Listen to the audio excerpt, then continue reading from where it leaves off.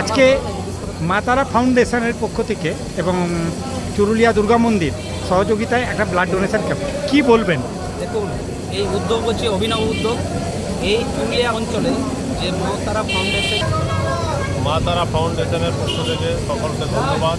আমরা যে আজকে ব্লাড ডোনেশন ক্যাম্প আয়োজিত করেছি, এই মা তারা ফাউন্ডেশনের পক্ষ থেকে প্রথমবার, তার জন্য চুরুলিয়াবাসী, চুরুলিয়া অঞ্চলে মানুষের অনেক সাড়া পেয়েছি।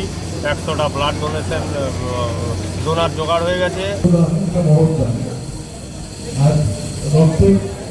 ব্যাপক চাহিদা এই সময় রক্ত যখন ঘাটতি দেখা যায় ব্লাড ব্যাঙ্কগুলোতে, এমন একটা উদ্যোগ যে গ্রহণ করা হয়, এর জন্য বিশেষ করে সাধারণত দেখি শীতকালের দিকে সময় রক্তদান করে, সেখানে রক্ত এত বেশি পরিমাণে লোকে দান করে যে রক্ত রাখার জায়গা থাকে না, তখন নষ্ট হয়ে যায়।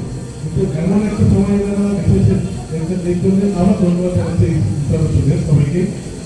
রক্ত সবাই প্রয়োজন, আমাদের যে কোনো মুহূর্তে যে কোনো সময় আমাদের সবারই কিছু না কিছু অবদান করতেই পারে রাস্তাঘাটে, তখন আমাদের রক্ত প্রয়োজন। তারপরে প্রচুর পরিমাণে থ্যালাসেমিয়া রোগী দেখা যায়।